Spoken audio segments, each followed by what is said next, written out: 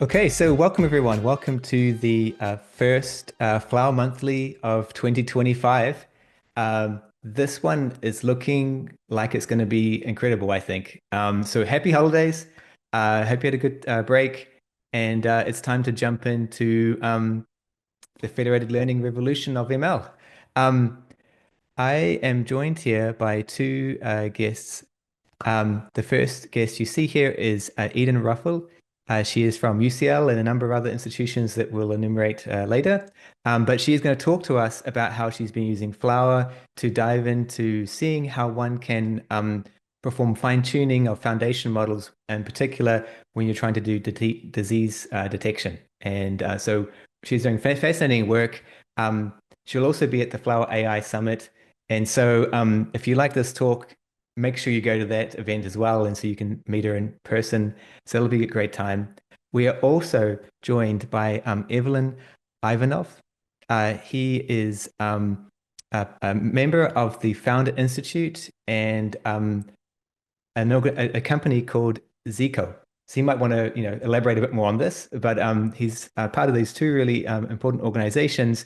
But what caught our eye when he reached out to us was that he's been exploring how you can use Flower with Lev Robot to explore sort of this interesting space of distributed data and how you can interact with real world robotics. And so those are our two kind of featured speakers for Flower Monthly in January. We're going to just start off with a couple of small updates, but I mainly want to just focus on these two great speakers today. But just a couple of small updates that I think the community is really going to be interested to sort of keep in the forefront of their minds. And so let's move on to those. So the flower updates for this month are fairly short, but quite important. We are only about roughly 2.5 months, nearly 3 months away from Flower AI Summit. So this is the premier event of federated learning and federated AI of the year. It's become the largest FL conference in the world. Um, we're going to go back to the same venue as last year. So if you were at this venue last year, the King's House, just by King's Cross in London, we're at the same place. And but this time, Flower AI Summit is going to be even bigger. We're going to have the same format of AI Research Day and AI Industry Day going back to back. It'll be Wednesday, March the 26th, and Thursday, March the 27th.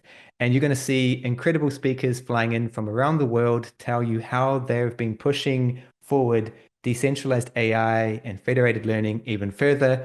And you'll be also seeing some important updates from the Flower team about how this framework is making much of this possible. So far, we've announced a few of the speakers, and we're going to be rolling these speakers out over the coming weeks as we get closer and closer to the event. And so, what I thought would be important to focus on is just telling you about the speakers that we've announced so far. But by no means will this be the full set of speakers. We're going to have even more surprises for you coming up. The main thing to remember is if you want to be there in person, the spots for physical presence are going to run out quite quickly. And so I'd recommend that you sign up immediately. It's free. There's an evening event after the sort of main proceedings of the first day. That's a really a lot of fun. But there's also, technical talks, demos, presentations from the Flower team, research, sort of breakthroughs being discussed. All on that. And so if you want to meet these people face to face, register now. And if you can't make the trip, register and be able to get notified of updates as they roll in. And we're going to have a fantastic hybrid experience for you, the same way we had it last year, but even better. So let's talk a little bit about the speakers we've unveiled so far. We have 4 featured speakers that we've currently announced. There will be many others. I'm just going to briefly run through them. We have Patrick Foley. He's one of the leading figures in OpenFL for Intel. Flower has been working with Intel on FL and compatibility with Flower for quite a long time now. And so Patrick's going to travel here from Seattle to talk about the collaboration we've been building for a long time. So he's going to be a great person. He's been working on FL for many years, done some great things in that space. So it's wonderful to hear from him. We're also going to have Jonathan Frankel. He is the chief AI scientist at Databricks. And so he's been one of the people at the sort of forefront of many parts of ML for a long time now. He's been driving, for example, how you can train your own foundation models from early days and showing people the tools that are needed for this. And so it's wonderful to have his take on things like the ability to train in-house your own model, where the directions are with model sizes, and all these sort of topics that he's an expert in. He's going to be sharing that with us at the AI Summit. We have Holger Roth. You remember Holger Roth attended last year, and he had this sort of really surprise announcement where NVIDIA had actively decided to adopt the Flower APIs and increase the compatibility between the two frameworks. He is returning, and he's going to be making some other sort of interesting announcements too that will be really important for those who want to build more AI systems. And so we're really happy to have Holger come back and make these sort of follow-up announcements of how Flower and NVIDIA can work more closely together. And then finally, we have Anna Klauskas. She is a CEO of Open Data Labs and the creator of Vana. This is an organization that's spearheading the creation and the simplification of building DAOs. So DAOs allow users to get their own data out of these silos, such as LinkedIn and X and any place where they have private data, bring it into their own hands, and then selectively decide when they want to share it. And so Flower is working with Vana to make this process of people bringing the data together in one big clump and then sharing it in terms of a trained model in a privacy-preserving way. She's going to come to Flower AI Summit and describe this collaboration, what it means for the space. We've been working with Anna for a number of months now, and I can't wait to see her speak.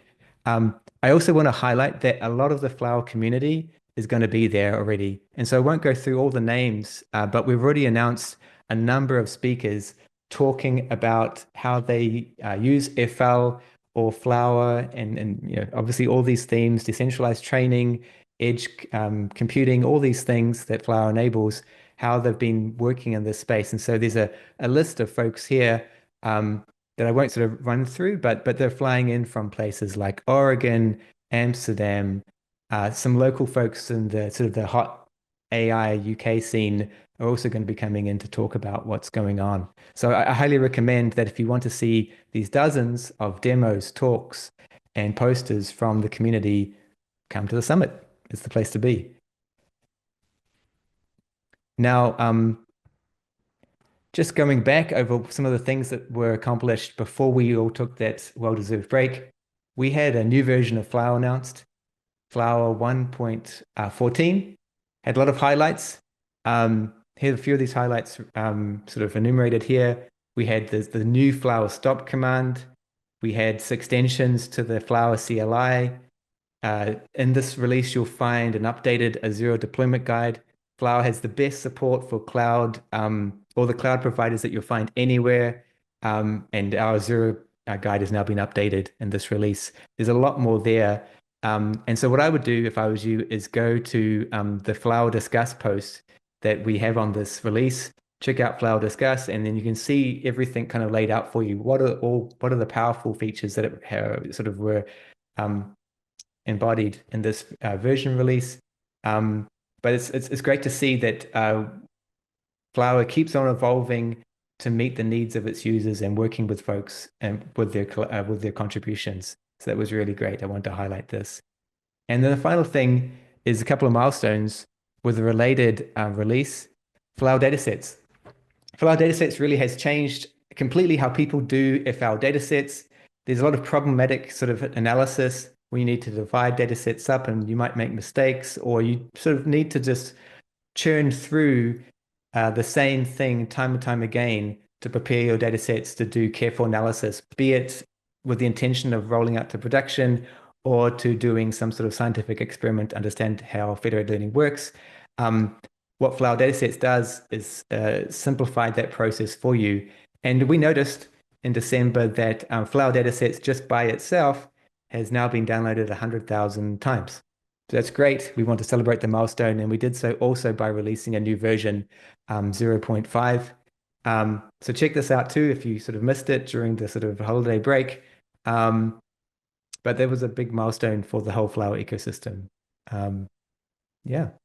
So those are the updates this month. We kept it nice and short with the main focus on this huge event that's coming in 3 months' time.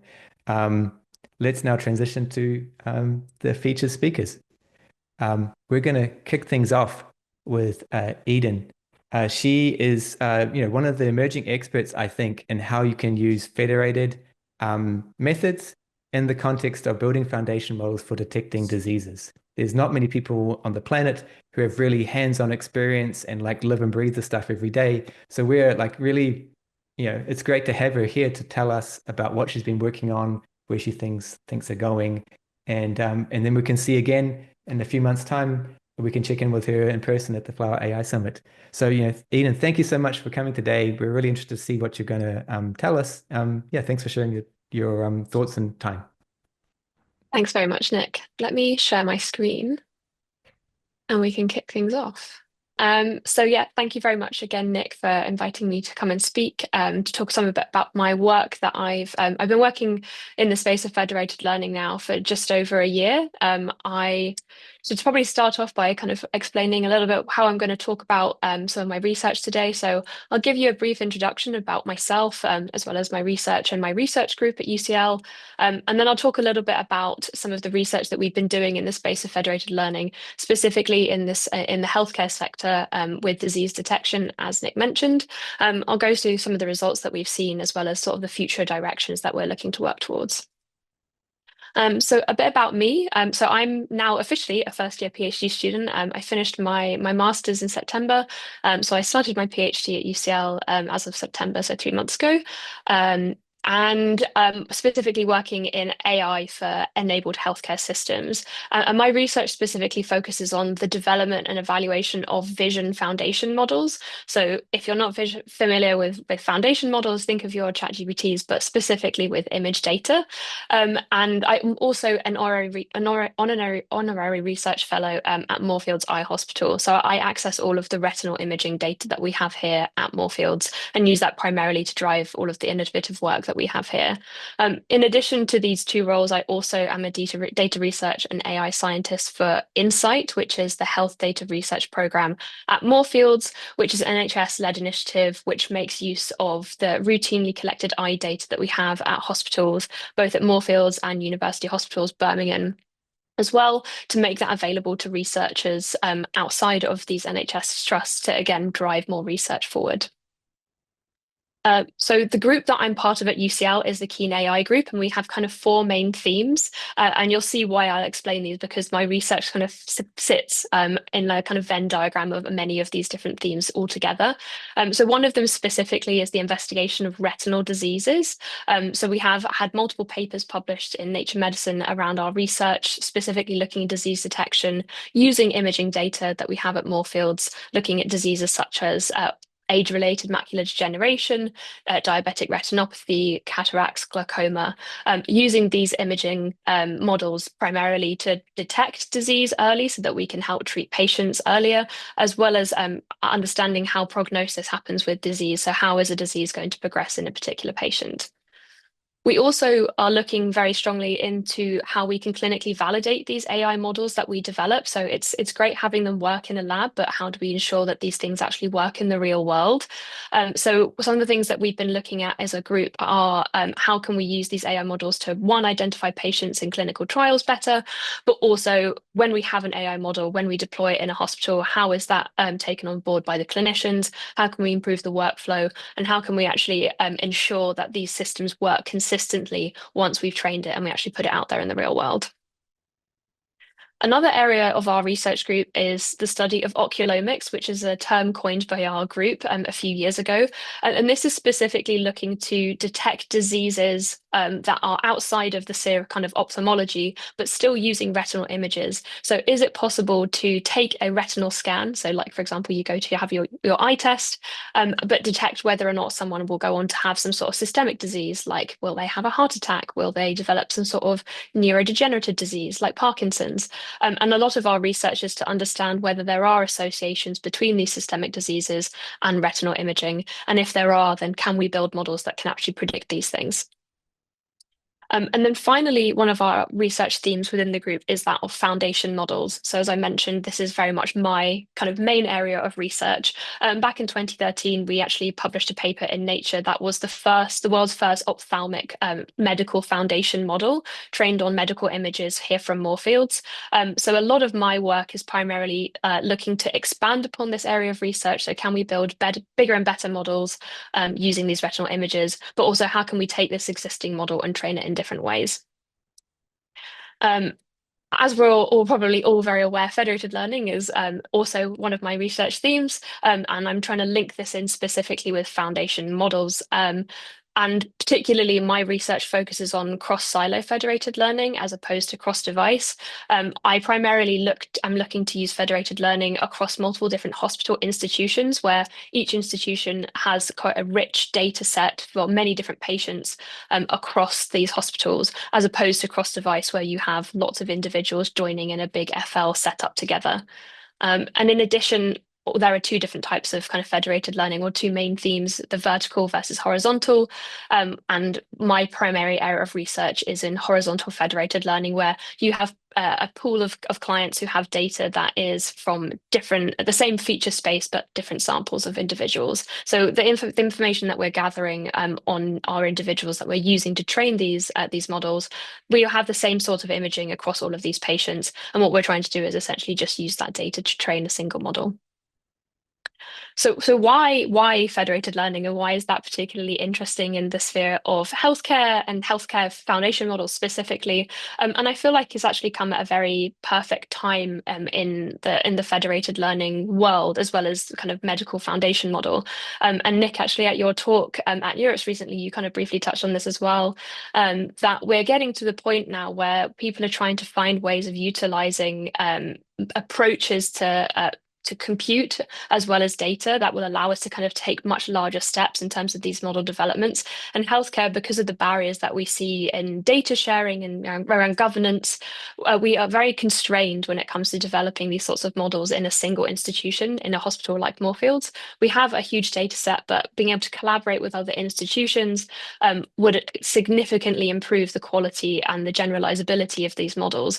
In addition, federated learning, because of its nature, helps obviously reduce computational burden. So if we can spread that across hospitals unfortunately don't have the shiniest, fanciest GPUs. So that's also a huge benefit to us.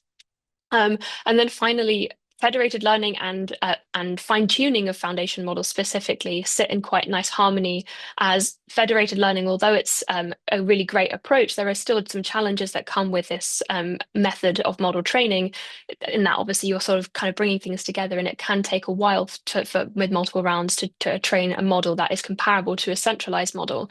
However, the benefit of fine-tuning a foundation model is that a lot of the model is already learned quite a lot, so you don't need as many rounds to get to a point where the model is sufficient at actually performing the particular task that you want it to do. So they sit quite in good harmony. So the area of the kind of main subject that I'll talk about today is some of the work that I primarily worked on last year as part of my master's thesis. And this was to take the RET-found model, the model I mentioned earlier, which is the ophthalmic foundation model, to see if we could take that existing model, which is open source, and use an open source platform like Flower and fine tune it, but in a federated way. And we wanted to do that using exactly the same data that we used in the original experiments for the RET-found paper.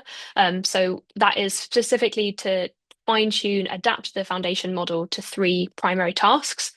The first was the 1 year prediction of fellow eye conversion to wet AMD. So whether a patient who already has AMD in one eye, whether within the next year will also progress to their other eye. And then two systemic disease tasks, which is whether a patient who had a retinal scan within the next 3 years will have a heart attack, or in the next 3 years will they progress to have Parkinson's disease. And these are things that the RET-found model is already a state-of-the-art model at achieving in a centralized way. But what we really wanted to explore within a federated setting was whether or not we can achieve these same results using something like Flower, which would hopefully in future enable us to then expand our data sets used to fine-tune these models with the kind of collaboration of other institutions, so that we could then actually improve on these results without having to change anything about the model itself. So as I mentioned, we primarily use the RetFound model, which at its base uses self-supervised learning for the pre-training aspect, and then uses supervised fine-tuning to develop the fine-tuned versions of those models.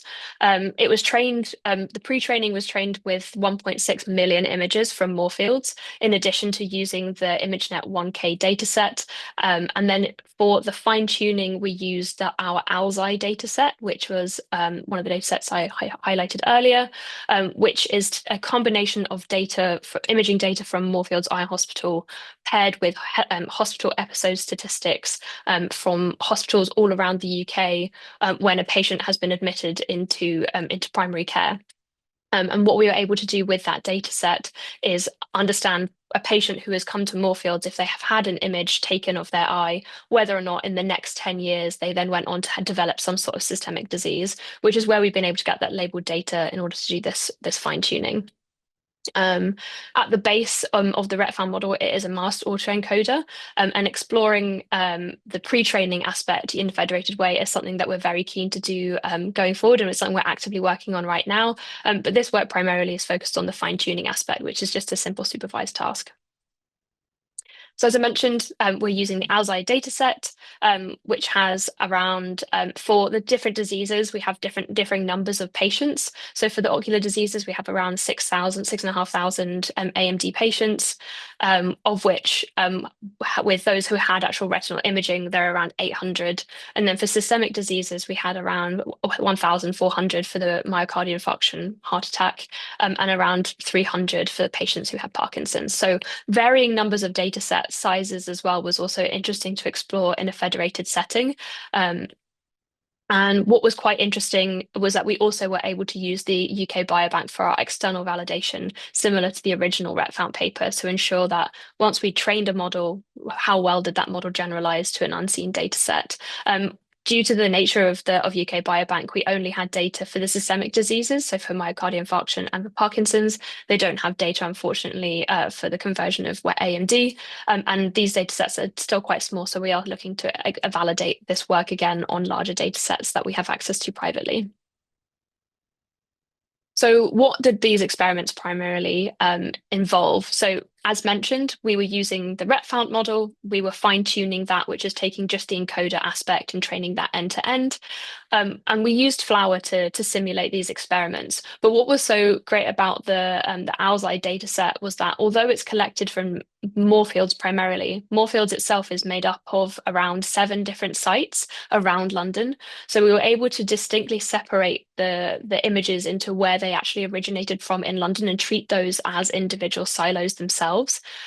Obviously, within those, we have Moorfields Eye Hospital, which is the largest. So as a client, it contributed much more data than some of the smaller sites. But in this way, we were able to separate the data in a very natural way, based on different patient demographics that they were serving in these communities. So although we're simulating it, we are using real data that is truly in like a federated way. And we trained the model in a way that was very similarly trained to the original RetFound model in the original paper. So same number of epochs, just we integrated 5 rounds of aggregation using the most standard federated averaging approach, just as like a baseline to see how well it did before we started introducing any fun methodologies. And we compared the results using the same comparative metrics used in the original paper. So as mentioned, in order to actually compare a centralized version of the RetFound model versus a federated version, we took 2 approaches to the data. So we did hospital-based partitioning, so where the data was split by the hospital of origin.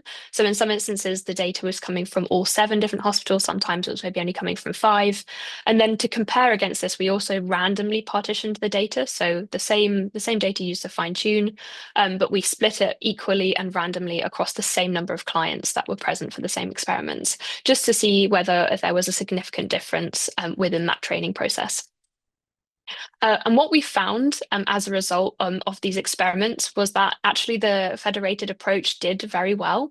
There were very similar performances across most of the tasks. Where we saw that the federated model struggled more was the instances, for example, where with the Parkinson's data sets, where the number of images per client was already very low. So in splitting it and having these models trained locally, we found that the models struggled to converge more quickly than the centralized model.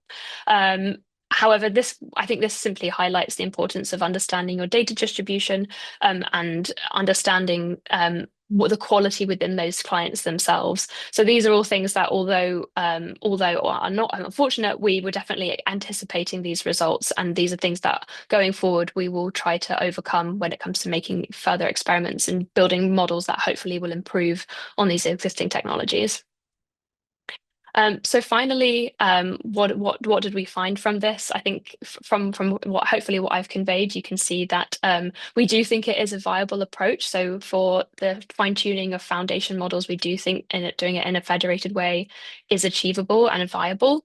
And we think that if you are able to ensure the quality of your data sets and have a good understanding of what difficulties federated learning can introduce into model training, and you're not just expecting it to work out of the box, then this is a very strong approach that actually can help you increase the data set sizes that you have, the diversity in the data sets, and hopefully produce models that are going to be stronger than their centralized counterparts.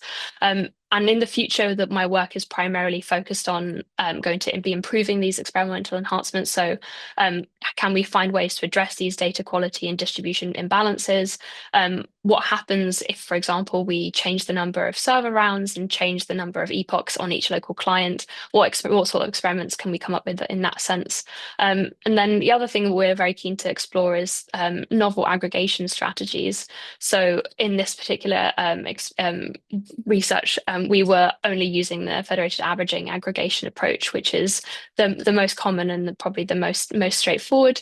However, we've seen a lot of research that has come out that is looking to utilize aggregation strategies that are specific for fine tuning. There's a lot of work in fine tuning for LLMs, for example, but not so much in the space of vision. But looking to use these methods could potentially help us in the context of federated learning to produce models that are trained more efficiently. And then finally, exploring the use of integrating federated learning into the full life cycle of the development of foundation models. So in the pre-training phase where you're doing self-supervised learning is something that I'm actively working on with a few institutions in the US at the moment. And then integrating that into the fine-tuning aspect as well to have personalized models that you can have at each hospital site so that you have a model at the end that works equally well across all sites rather than having maybe a single centralized model that is the kind of compromise of all parties. So we have lots of excitement in terms of how we're envisioning federated learning integrating into our research going forward. And using Flower was super simple and straightforward in integrating into this particular research. I found that going from using Flower in simulation to then using it in a real setting with real collaborators, a very easy approach. And if you have any questions in regards to this research, as Nick mentioned, I will be at Flower Summit in 2025 in a few months' time, but feel free to reach out on LinkedIn or via my email. Thank you very much. Awesome. Thank you for the talk. Very cool. So we have a few minutes for questions if people have any. So if you happen to be in the room, just raise your hand and I can unmute you. If you happen to be on Slack, you can ask the questions there. I'll have a brief look. Or if you happen to just want to, use the Q&A feature here, feel free. We can do this for 5 minutes if there's any questions. I have one just to kick things off, and I was just wondering if you could just go back a few slides to the results. There was a little bit hard to see the Oh yeah, differences between the FL absolutely. and in particular, I was just curious if you could just tell us like what the Oh differences were. Were they yeah, let me share my screen again. Can you see the slides? Oh, there we uh go. Here we go. Yeah, yeah, so so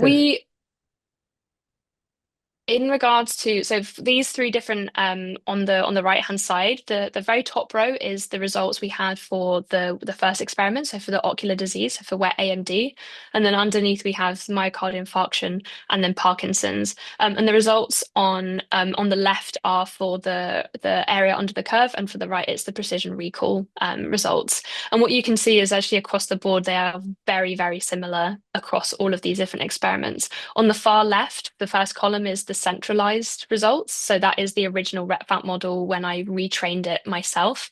And then on the right, we have three different experiments. We have when we trained using a single client using Flower. So we essentially just took exactly the same approach, and using it as almost like a litmus test to make sure that there was nothing significantly different between training the RepFap model from the original open source GitHub repo versus integrating it into Flower and seeing if there's any differences. And we found there was very little difference at all.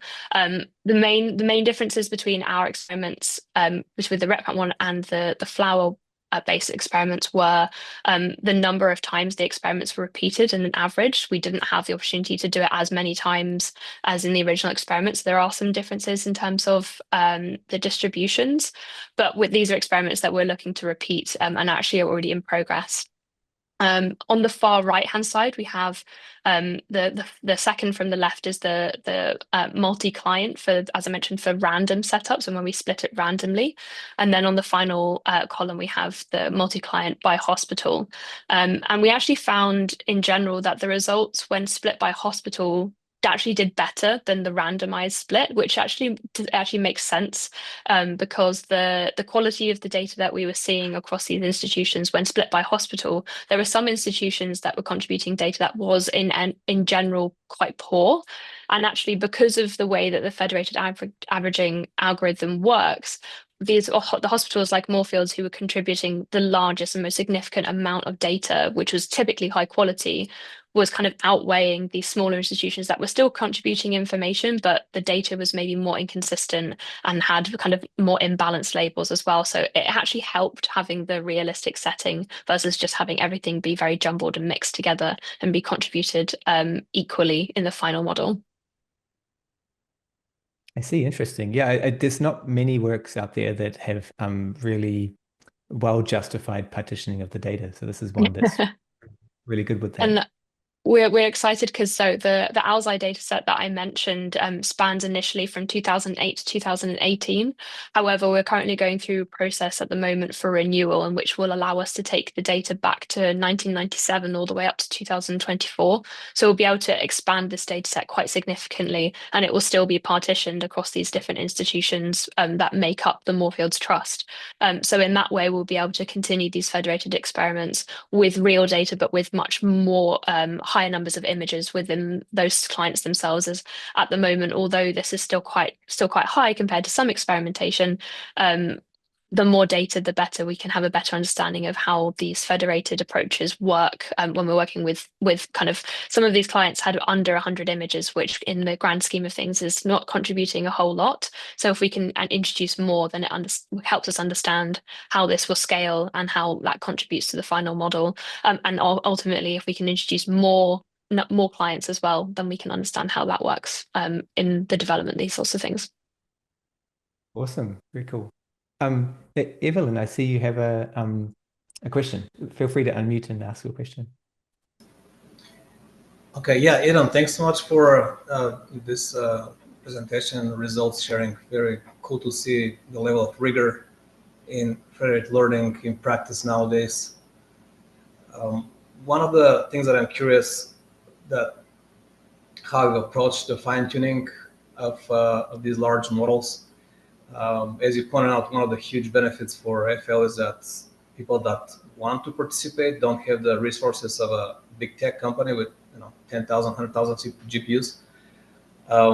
So this whole field of fine-tuning with adapters, the LoRa style adapters that are much smaller, is interesting. Have you played with that? Does that work well? It's something that we're actively experimenting with at the moment. So as I mentioned, I think initially we were quite keen to just see what a federated setting would look like, just with sort of very vanilla approaches. But yeah, absolutely looking at sort of more kind of parameter efficient approaches where we can, especially in real life settings where we're working with people sort of across seas, we need approaches that are actually going to be that will work in practice rather than just in simulation. So yeah, this is the something we're actively working with, but these things all, as with all of the things that are happening in the field of federated learning, it's all moving very quickly. So trying to decide where you sort of like draw a line in the sand and say, we're going to use this approach and just see what happens is kind of where we're at right now. Okay, share what you find out. Very interesting. Absolutely. Well, if you come in March at the flower talk, I'll be there for sure to share some new results. Awesome. We have another question that came in. The question is, if you had one wish, what feature would you want in Flower? Oh, If you could, that's a yeah. good question. Um, I think I may have mentioned this in the past, but Mm. I think having better visualizations. So I work a lot with doctors, obviously working in a hospital, and trying to convey the how well a model is training is actually quite challenging if you're trying to explain to someone who is maybe not familiar with the evaluation metrics or what multiple server rounds means in the context of training a model. So having good, better visualizations that I can share and use to explain how well a model is training through the federated learning process. Similar, maybe something like with like TensorBoard would be wonderful. And I know that that's something that there are ways to do that yourself at the moment, but having something integrated into the system so that people can more easily plug and play and have an overview of how well these things are going and looking at specific metrics, I think would probably be useful. But a lot of the things that I've wanted in the past have been ticked off my flower wish list, so I'm very happy. Okay, great. I see. But I can see why the visualization thing would be, I guess, important. I suppose you're highlighting that if it's built in, it would just be Mhm, um, more powerful than having to like take some other tool and configure it mhm. and plug it in and so on. Because it's just so fundamental, I guess you're saying, because you can, okay. Yeah, absolutely. And I think especially given that I work in a field that is working so closely with clinicians. A lot of clinicians are very interested in federated learning, but they don't have a lot of AI experience, and they definitely don't have a lot of federated learning experience. So ways that which we can sort of help bridge the gap in terms of the kind of technical and clinical conversation. All of these things, I think, aid in that, and having something that's built into the system, I think, gives clinicians more trust that what they're doing and what people are implementing actually they can see the results themselves. Yeah, got it. Cool. Great. Well, thank you so much. We should move on, but this is amazing work. I can't wait to see where it goes. And thank you for doing it. Thank you very much again for having me to speak. Okay, so let's move on to our next speaker. Equally important and cool and interesting topic, I feel. There's been some work out of Hugging Face into democratizing robotics. The project, if I'm not mistaken, is called Live Robotics. And this really sort of um, has appeared in a backdrop of a huge increase in interest in how we can sort of move robotics forward broadly. People are looking at transformative changes in robots, and maybe we can finally get these things in our homes, in our everyday lives. Perhaps this is the time it really happens. And so, an interesting part of think of this is combining initiatives like the robotics with Flower, because robotic data is fundamentally going to have to be distributed. The learning paradigms you exist within this thing, within this paradigm is going to have to kind of meet federated and decentralized methods at some point. And so getting a jump start into looking into this top problem and making it easy for all the smart researchers out there to kind of access it is critical. And so that's why we were like so excited when we saw Evelyn Ivanov's work, where he has started to make this possible for the whole community. And so we want to invite him here today to tell us all about it, see where he is at, see where he wants to take it next. And yeah, so thank you so much for joining us and pushing this forward in the community. Over to you. Thank you, Nick. So this topic is not nearly rigorously researched as Eden's. It's more of a garage, recent house hobby experiment. And Javier, please jump in anytime because you helped me with this project quite a bit. for which I'm grateful. Let me see if I can figure the screen sharing. All right, is that working? Yes, it's now full screen. Oh, okay, awesome. All right, so also the structure of these slides is a lot more loser and hobby style than Eden's, and you'll find out quickly.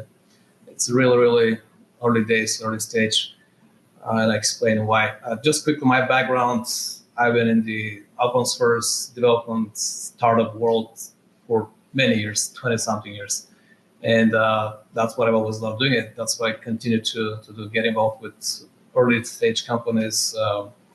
Sometimes help from the sidelines, sometimes get directly involved and build or lead. But that's not as interesting as this topic of today. So let's focus on that. Something that has become, to me, very clear, and I think a lot of people that are following the robotics space and ML development, just in the past 12 months, maybe even 6 months, the whole idea of humanoids being useful and present is, to me, is inevitable now.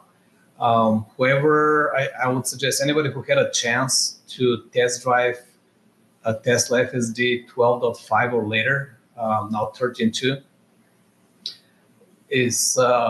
can be easily convinced just how it went from 2023, just over a year ago, from being kind of cute and interesting and promising to work on and play with, to a point where I would say 100% of my drives are now FSD. The car does the work. It's like Elon had said some time ago that it's becoming to a point where it's using an elevator. Like, who takes the time to operate an elevator nowadays, right? You just go on a destination.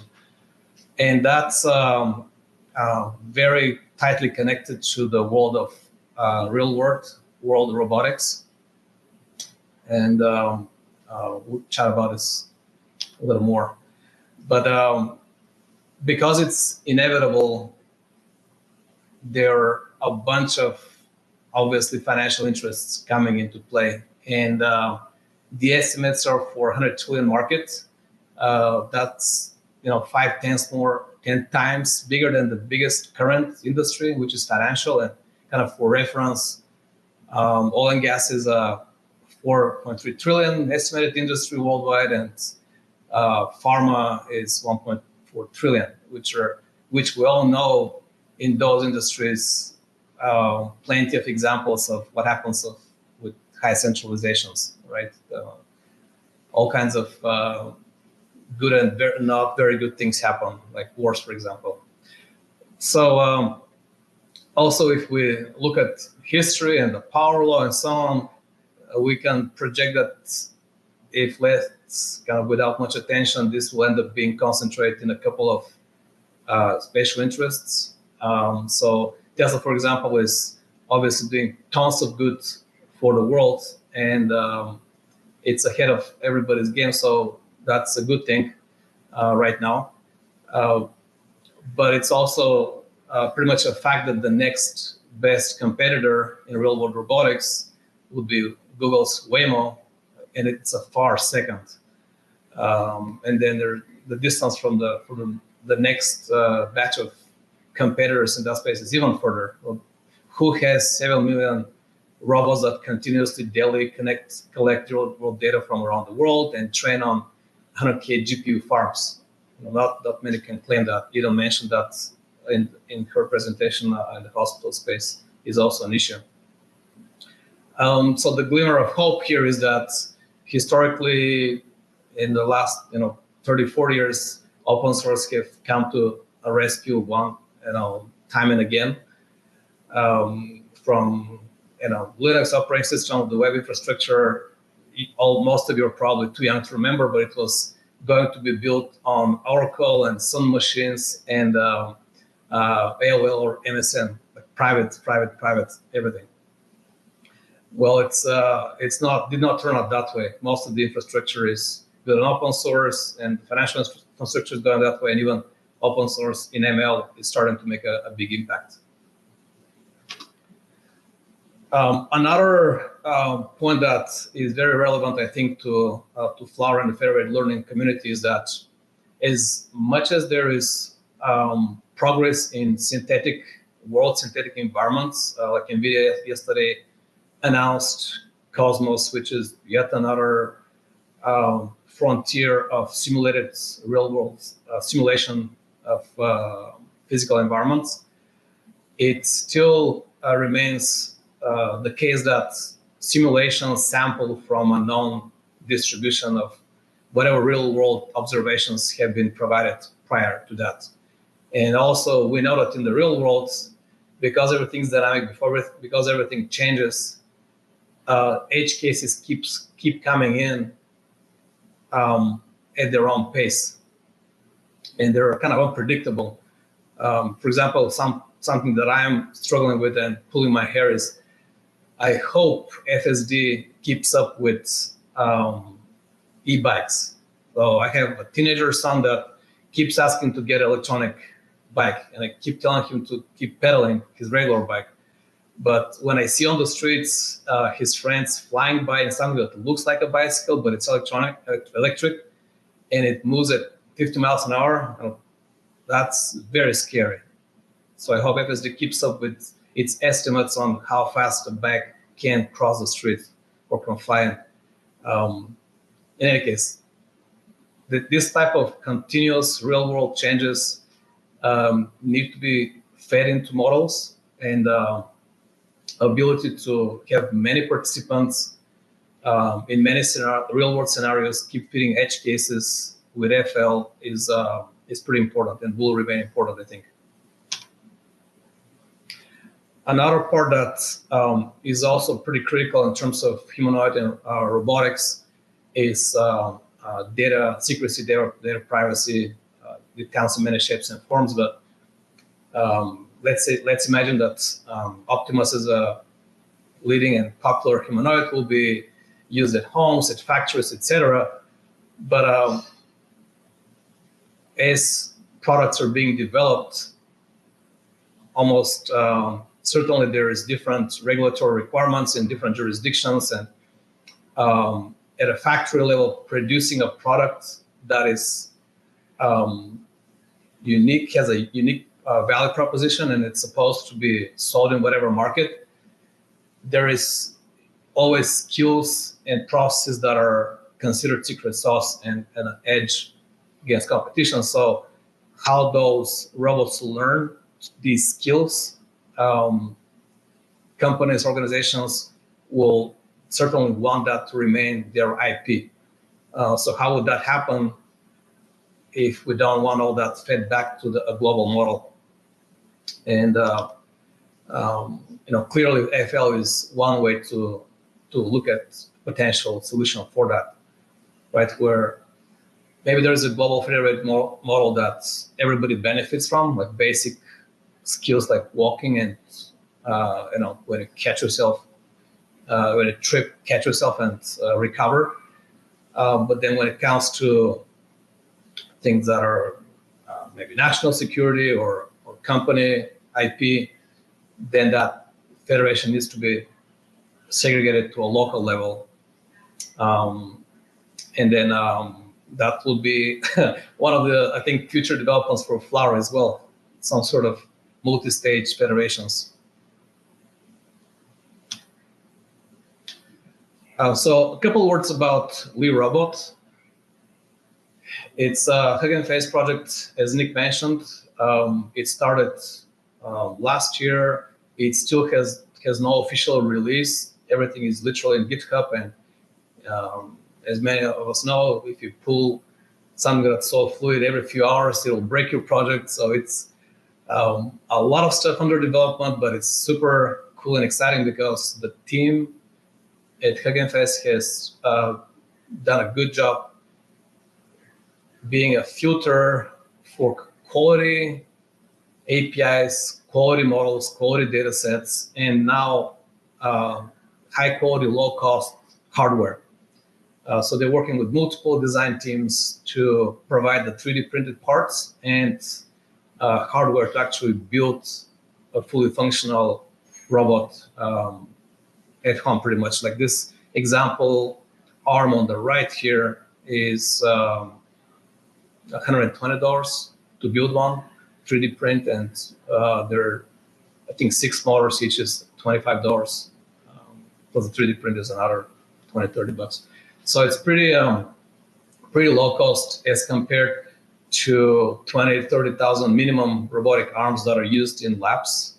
If you are in this space and you look at like research papers coming out of big tech and big universities, as they talk about the hardware, you'll see that the robot arms used for simple tasks are in the order of tens of thousands. So that's clearly a no-go to enable a global community of hobbyists and developers to play at home. So it's a great initiative. I really like what's happening there and contributing to it, to my abilities, and also advising companies that I work with through the Founder Institute to look at this project and consider it for their robotics work. Okay, so with this background, I looked around to see if somebody has done an experiment to see if tasks for robotics could be federated. And I couldn't find anything out in the open source, so I started a little sub-project, cloned one of the little robot examples. I forgot which one exactly, and took one of the simplest benchmark tasks from the little robot community for push T, which is essentially telling a robot to, in a simulated environment, to grab a T-shaped object and put it in a T-shaped spot. Simple as that. So the model needs to learn to several things, to recognize which one is the target object, which one is a target spot to park it, and it also needs to learn the way that the physics of pushing and moving work. So it needs to end up with a sequence of actions to get the T in its place. So grabbing one of the examples from the robot, which have a full data set and teach a centralized model to do it, all I did is just split the data into 10 sections that are independent, and use Flower to run 10 clients, each of which can only see one of these 10 data sets, but none of the others. And the question is, if we run the same number of total training steps, what results do we get? So obviously we know that we want to get to the same result as the centralized model, but until we run the experiment, it's not obvious that that's going to be the case. So, but in any case, yeah, it turned out that it works pretty well. Instead of running one model on 200 steps with the full data set, if you run that model, you can run it yourself with 1,000 steps of each of the clients, running 200 epochs locally, and then merging every 200 steps 1,000 times. That ends up producing the same results at the end, or similar. At least it performs visibly pretty well. So that's kind of encouraging. Obviously, a very simple, very trivial task. It's not even a physical robot, and there's much more to work on. I'm grateful to Javier for spotting this pull request and helping me clean it up, organize it a little bit, see how Flower is actually supposed to be used instead of my kind of hack approach. And now he can maybe talk about this. He started a more meaningful experiment called Push Alphabet, where the idea is to have each client trained to push a letter and see if we can end up with a global model that can push any letter. That's pretty exciting. We'll see how it goes. That's pretty much it. on this little experiment. Happy to answer any questions. Awesome. I love it. Thank you so much for like kickstarting this. Really a great talk and also a great like initiative to kickstart this in the community. I don't know, Javier, do you have anything you want to add or show? I guess you weren't prepared, but I just wanted to give you the opportunity in case there was something. Well, I think I want to thank you, Evelyn, for opening the PR. I think this probably was one of the most exciting new examples I've seen in a long while. So I think we have the PR kind of almost ready. So everyone will be able to get a first experience on robotics, which I didn't have any knowledge. So I think it's quite a fascinating area. And Yeah, thank you. I think when the alphabet one is available, it'll probably be a lot more interesting to the community because the push is not as obvious immediately what it does. yeah, absolutely. Yeah. So the idea here is this toy example is push T is a dataset where every episode is a T letter. With push alphabet will be an extended dataset where each client has a collection of letters of the alphabet. And the goal is to learn a global diffusion model that a robot can push any letter on its corresponding silhouette, let's say. So I think that's quite exciting. But one of the challenges, but the exciting part is that we need to create a dataset. So, but yep. That's a lot of work to do. This is just a tiny little kind of spark that it's worth keep going. By the way, one quick question: Have you had the chance to deploy any of these models on the real robotic arms, like the one linked, like the one you were showing earlier? Yes, that's what I'm trying to do, but it turns out hardware is way harder than software. I've printed one arm, my 3D printer broke, I bought a spare part, printed half of the other parts, broke again, so I got a new printer. And the software demo took me about a week to wrap it up, and it's been 2 months between printing and ordering motors and waiting for printed parts. So yeah, getting that direction, but that's another reason why a bigger community would help, because serializing all these tasks is a long process. Yeah. Well, I'd say if anyone has any questions, feel free to ask now. Otherwise, we can have a looser discussion.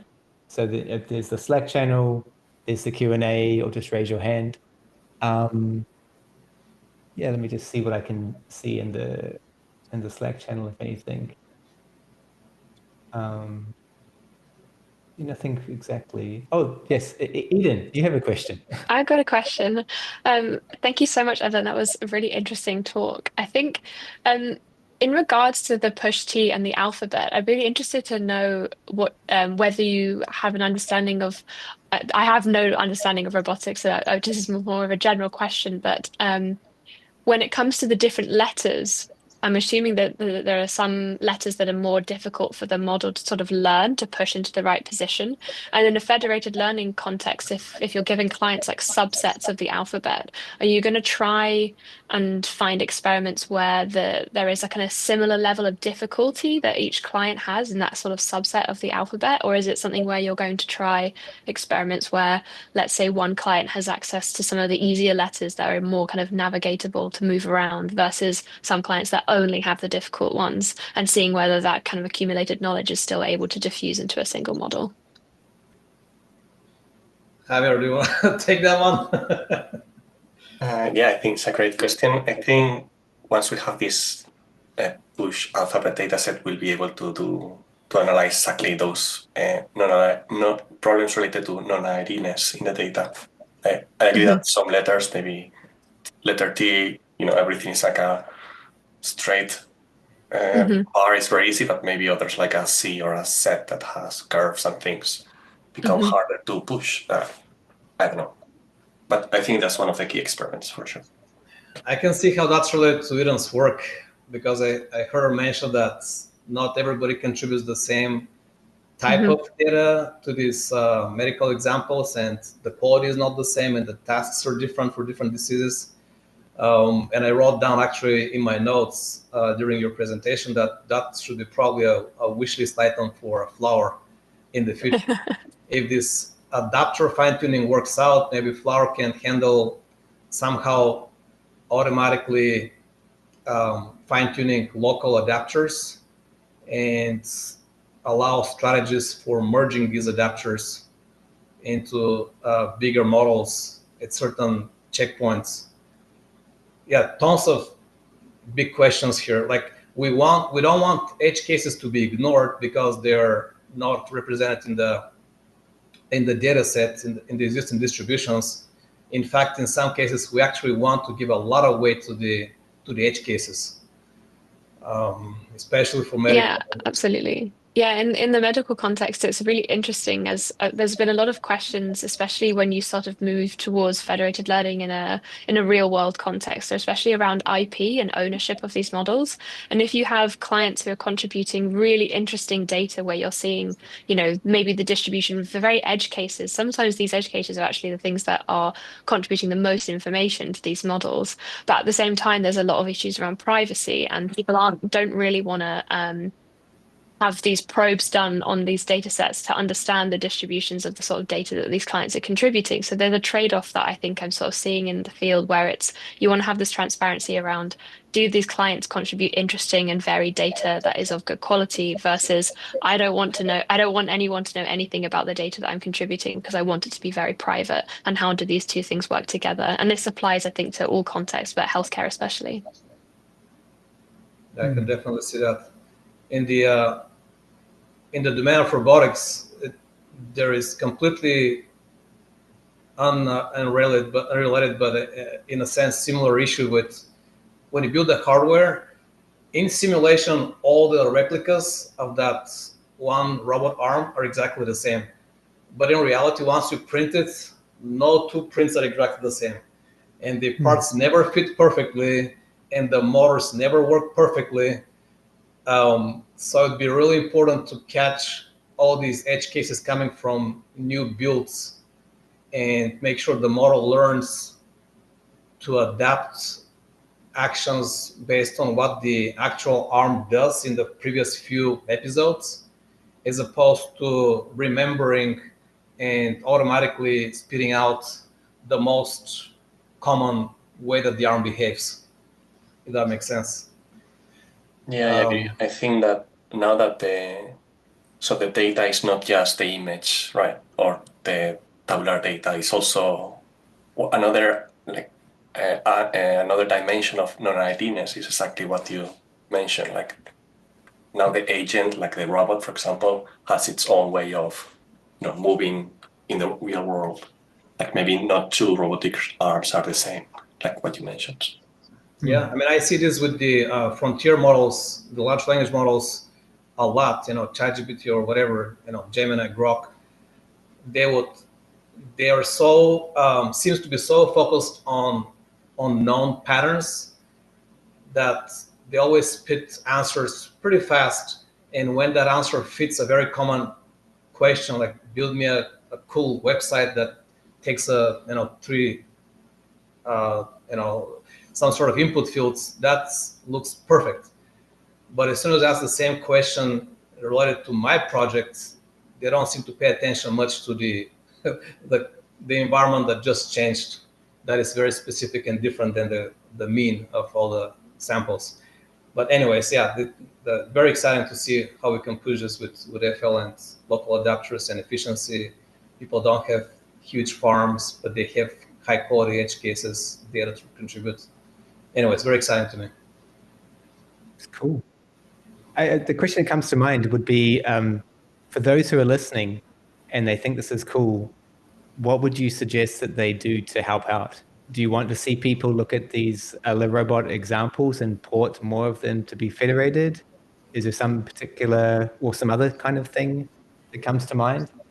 Oh my goodness, if it's an exciting topic, it's so early days that just dive in and within an hour, you'll be able to contribute in a million different directions. There's so many fluid things. Print a robot arm, see how that goes. not trivial. It seems trivial. Make it move, not trivial. Upload a model. Try to contribute to Javier. I don't know if you're ready to share your new repo. Try to contribute with ideas how to train the alphabet demo. That'll be fantastic. It's a big milestone from the push T to an alphabet. Yeah. Eden already hinted to a bunch of examples. We don't even know if it can learn our own letters. Maybe some are too hard. We don't know. Let's figure it out.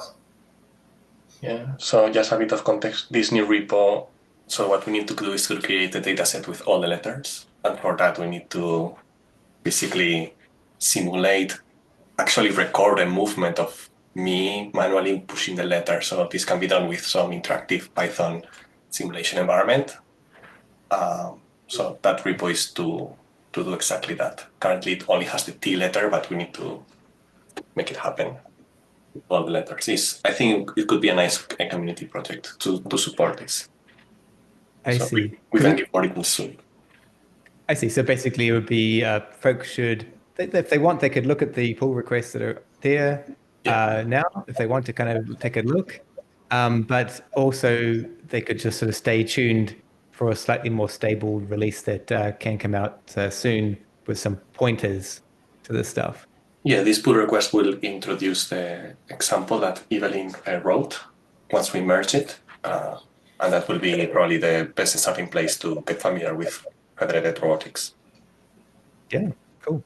Well, if people are excited about this, just let us know and we can support it, like whether it's start a Slack channel or some extra documentation to make kind of some things more obvious, or whatever we can do to help, just let us know.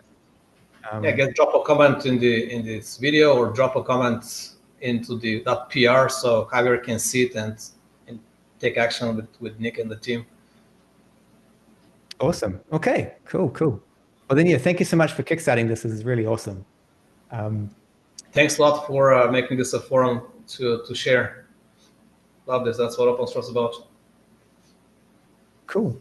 Well, that brings us to the close. I just want to say thank you, everyone who came by today.